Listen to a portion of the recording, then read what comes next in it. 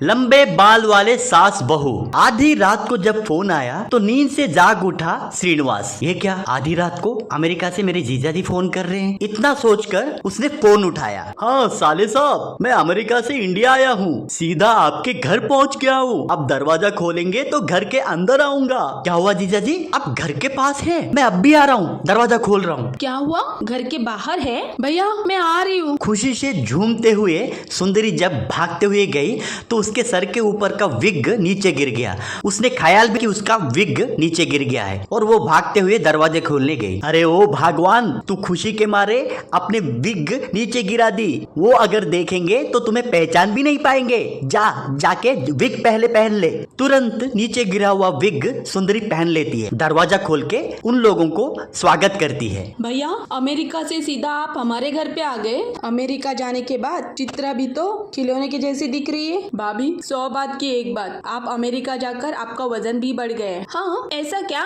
ठीक है जाने तो भाभी, हम लोग कितने भी चेंज हो जाए लेकिन आपके बाल तो वैसे ही बड़े लंबे घने वैसे ही हैं। चाहे जितने बार भी पूछो पर आप अपने बालों का राज नहीं बताती है। ओ मेरे बालों का सीक्रेट वो नहीं बताना चाहिए भाभी। मैं सबको बोलते रहूंगी तो हर कोई मेरे जैसा ही रहेगा, तो मेरी अहमियत कहाँ पे रहेगी? वो सब तो छोड़ दो, लेकिन चित्रा के बाल तो बहुत बढ़ गए। लगता है अमेरिका का पानी चित्रा को बहुत सूट किया है। हाँ बहुत सूट हुआ है। हाँ वैसे किशोर कहाँ पे? इतना पूछते ही सुंदरी किशोर के दरवाजे के पास गई। बेटा किशोर, कौन आया है देखो, अंदर से पहचान सकते हो क्या? तुम्हें जो लोग पसंद है वो लोग आए हैं। मैं माँ के बारे में अच्छी तरह से जानता हूँ, वो इसलिए बुला रही है कि मैं विग भूल के बाहर आ जाऊंगा और मैं सबके सामने बेइज्जत हो जाऊं। मन ही मन वो बोलकर तुरंत जाकर विग पहन लिया। Wow Kishore, what a hair style. Uncle तो गंजे लेकिन तुम्हें वो नहीं आया। पता है तुम्हारा हेयर स्टाइल मुझे बहुत पसंद है। हाँ चित्रा, मुझे भी मेरा हेयर स्टाइल बहुत पसंद है, इसलिए बहुत संभाल के मेंटेन कर रहा हूँ। अमेरिका जाने के बाद भी इतने लंबे बाल है तुम्हारे। मुझे लंबे बाल वाली लड़कियां बहुत पसंद है। क्यों, क्या हुआ? सब लोग आते ही बालों के ऊपर गिर गए। लोग कैसे हैं पूछना नहीं है क्या? पापा बाल अच्छे होंगे तो ही लोग अच्छे होंगे ना पापा। वैसे तुम्हें कैसे मालूम पड़ेगा पापा, गंजे में भी आराम से घूमते हैं आप। सबको उतना नसीब कहाँ पे मिलता है। ठीक है जाके सो जाओ, कल सुबह बात करेंगे। ऐसे बोलते ही सब लोग अपने अपने कमरे में चले गए। अगले दिन सुबह श्रीनिवास, मोहन, किशोर खाना खाते वक्त देवी सुंदरी खाना परोसती रहती हैं। साले साहब, मुझे आपसे कुछ बात करनी थी। हम उनके बचपन से ये बात करते आ रहे हैं, पर अब वो बड़े हो गए इसलिए उन दोनों की शादी के बारे में बात करनी थी। इसमें सोचने की क्या बात है भैया, पहले से ही सोच के रखा था ना। आप लोग वैसे भी 1 महीना रहने के लिए आए हैं ना, इस बीच में उन दोनों की शादी करके आप भी अमेरिका आराम से जा सकते हैं। तुम ठीक बोल रही हो सुंदरी, शादी करने के बाद उनको भी हनीमून के लिए अमेरिका लेकर जाइए।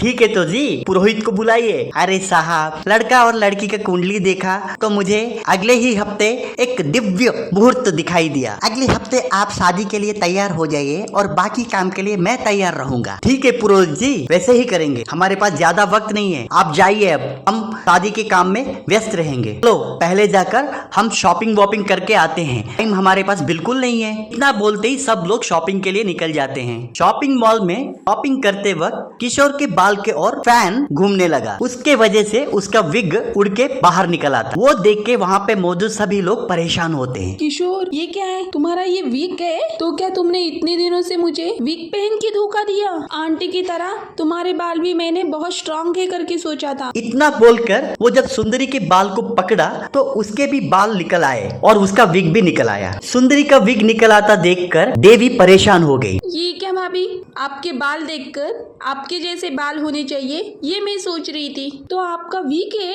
आपके बालों का राज क्या है? ये राज बताना नहीं चाहिए कहकर बहुत बड़ा बिल्डअप दिखाए। तभी बताया था ना, मेरे बालों के बारे में सीक्रेट किसी को मालूम पड़ा तो मैं पकड़ी जाऊंगी। ठीक है चित्रा, अब वो विग मुझे दे दे, नहीं तो सबके सामने मेरी इज्जत चली जाएगी। इतना कहकर चित्रा के हाथों से वो विग निकालती है। विग निकालते वक्त चित्रा के बालों को भी वो नोचती है, उससे चित्रा का भी विग उखड़ के निकल आता है। अब आश्चर्य होने की बारी किशोर का होता है। अरे चित्रा ये क्या, मैं तुम्हारे लंबे बालों का बहुत बड़ा फैन हूँ, मालूम है तुझे? तुम्हारा भी विग है? हाय रे दैया, कितनी बड़ी बात हो गई। मतलब अमेरिका जाने के बाद वहाँ का वातावरण मुझे सूट नहीं किया। हेल्थ बहुत ही वीक हो गया था, तभी ये मेरे बाल भी चले गए। इसलिए हम लोग अचानक यहाँ पे आके तुमसे शादी करके यहीं पे बस जाऊंगी करके सोचा। मतलब अब तक जो मैंने तुम्हारे बाल देखे थे, इतने बड़े लंबे घनेरे और शैम्पू एडवर्टाइजमेंट वाला बाल, वो सब झूठा था।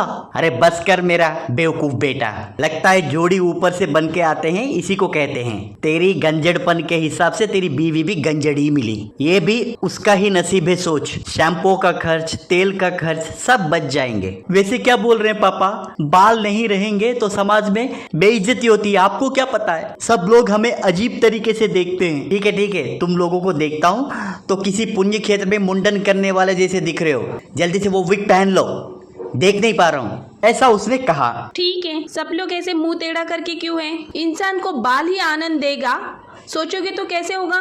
एक दूसरे से प्यार करने वाले पति पत्नी मिलना ही नसीब है ना। किशोर, तुम्हारे माँ बाप दोनों गंजे हैं, क्या वो दोनों हंसी खुशी नहीं है?